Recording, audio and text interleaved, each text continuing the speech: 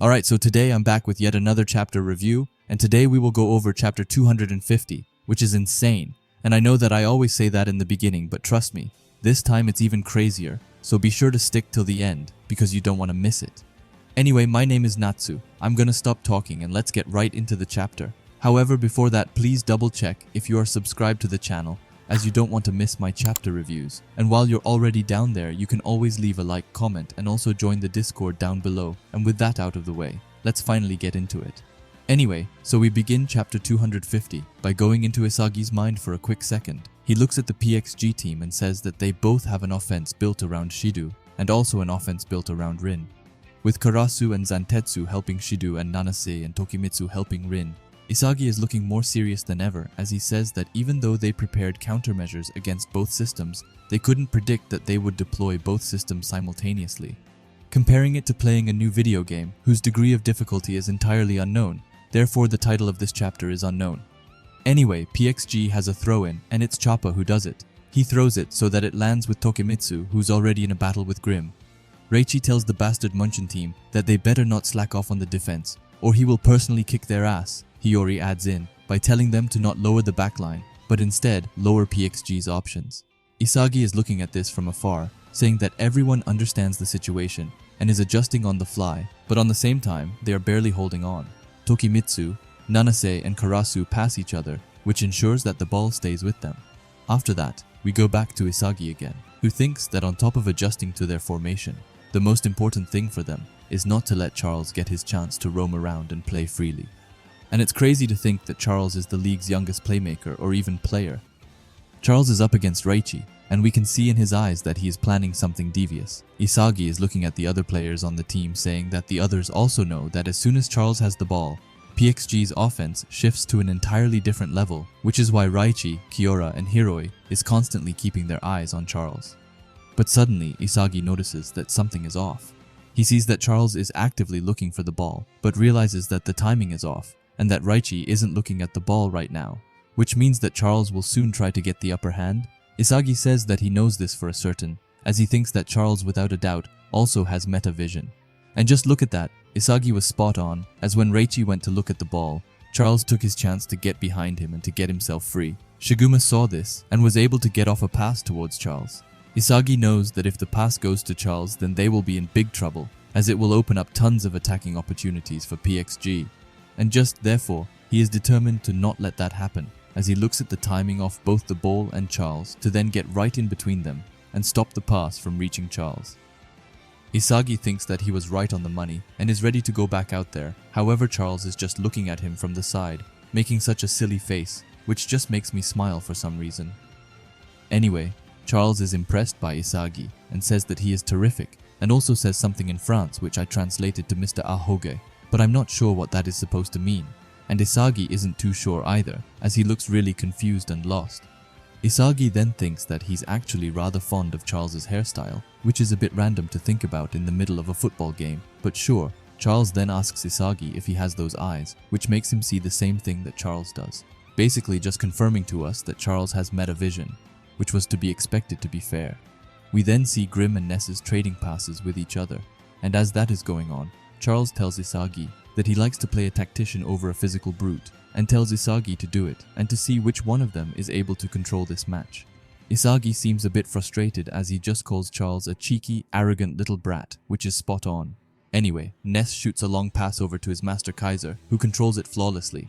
Ness is a bit behind, but he thinks that it's finally time to initiate their plan. Ness then thankfully explains the plan to us, as he says that after simulating PXG's attack, they predicted that Isagi is going to drop back more to help out on the defense, and while he deals with their attacks, Kaiser, Grim and himself will pick up any loose balls and instantly hit them on the counter. They will swiftly break through the midfield, and Ness will then provide the final pass with a little bit of extra magic, of course. Anyway, as Ness, Grim and Kaiser get closer to the goal, Tokimitsu comes in his way and looks extremely scared, which I always find really funny. Tokimitsu tells Ness that he has already managed to catch up to him. Ness is shocked, thinking that he blocked of the passing lane and thinks if he should take him on and blow right past him, but he throws that idea to the side as he knows that he can't waste time on him, as if he does, then Isagi will read them. Before he can finish his thought, he sees Zantetsu sprinting with everything that he possibly can towards him. Zantetsu is just about to reach him, and Ness knows that he has to act quickly. He calls Tokumitsu and Zantetsu imbeciles before he somehow manages to get off the pass to Kaiser. Kaiser traps it with his chest and says that it was perfect, and tells them to leave the rest to him. But just then, both Nanas and Karasu comes in his way. Both is as determined as the other to stop Kaiser. Karasu asks Kaiser to show him what he's got, and calls him a mediocre royal highness, but Nanase just tells Karasu to back off, and that Kaiser is his. However, for some reason, Kaiser doesn't look too worried about it. He says that two defenders quickly move in to block his shot and calls it a textbook move. After that, he spots Shiguma in the back and says that another defender is hanging back just in case he breaks through, and with that says that he has seen through their little plan and that it's finally time to destroy them all. He starts to run towards them, and Karasu tries to take his hand to stop Kaiser, but Kaiser just kind of deflects Karasu's hand, which looks so silly. In the meantime, Nanase tries to snatch away the ball from Kaiser, but then Kaiser drags it behind him. And just as he is battling with both of them, he sees a small opening in the goal. He finally says that it's his win, and starts to do his Kaiser impact point. However, he suddenly realizes that he didn't shoot the ball, and that Rin had instead grabbed it when Kaiser was unaware. Rin calls Kaiser a lukewarm blue rose, and Kaiser, Ness, and Isagi is just as confused to what has happened. But Rin says that if he can destroy that precious shot of Kaiser, then he's nothing.